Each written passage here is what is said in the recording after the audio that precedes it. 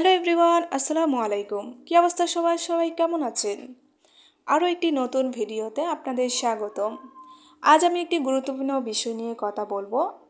আমরা সবাই অনলাইনে দেখছি সুজন মিথিলার বিষয়, পরিবারের বিষয়গুলো।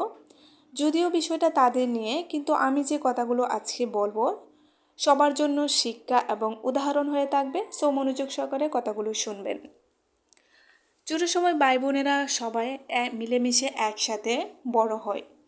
কত আদর স্নেহ ভালোবাসা থাকে একে অপরের মাঝে, আর সেটা বিয়ের আগ পর্যন্তই থাকে।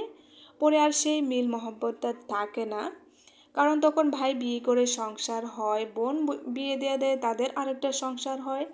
ভাইয়েরও সংসারের প্রতি নতুন দায়িত্ব আসে, বোনের সংসারের দায়িত্বের মাঝে পড়ে যায়। ভাই বোনের মাঝে খোঁজখবর নেওয়ার সময়ও কম পায়। তাই বলে এই নয় যে একে অপরকে ছেড়ে দিয়েছে বা সম্পর্ক শেষ হয়ে গেছে। আবার অনেক ফ্যামিলিতে দেখা যায় ভাই বোন ননদের মাঝে, বউ শাশুড়ির মাঝে ঝগড়া হয়।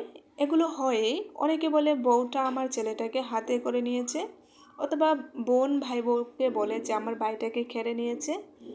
আসলে কি, বউ কোনোদিন ছেলেকে কেড়ে নিতে চায় না, কারণ প্রতিটা স্ত্রী তার অধিকার কেড়ে নিতে চায়। তাই প্রতিটা ছেলের উচিত বোনকে বোনের জায়গা, মাকে মায়ের জায়গা এবং বউকে বউয়ের জায়গায় রাখা।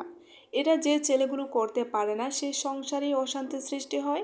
একজন ছেলে ভাবলো বউকে নিয়ে জান্নাতেও একসাথে থাকবে, তার চিন্তা করতে হবে যে মা তো জান্নাত, তাকে অখুশি করে তাকে বউয়ের কথায় দেখতে পারে না, সে নাকি বলে বউকে নিয়ে জান্নাতে একসাথে থাকবে। আবার একজন স্বামী ঘরে এসে দেখে যে কেউ খায় নাই, একজনের ভাত আছে, সেই ভাতের হকদার কিন্তু স্ত্রী। তো সুজন মিত্তিলার পরিবারেও অভিভাবক হিসাবে বাবা মা ভাই আছে। তারা তাদের পরিবারের সব দায়িত্ব, বিপদে আপদে একসাথে থাকবে, কাজ করবে। ছেলে বাবা মার দুঃখ কষ্ট দেখবে, বাবা মা ছেলের বিপদে আপদে সব কিছু খেয়াল রাখবে।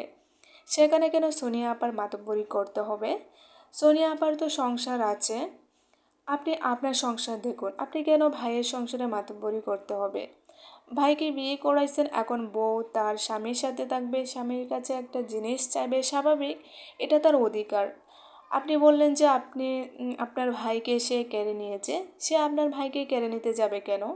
সে তো তার অধিকার কেড়ে নেবে।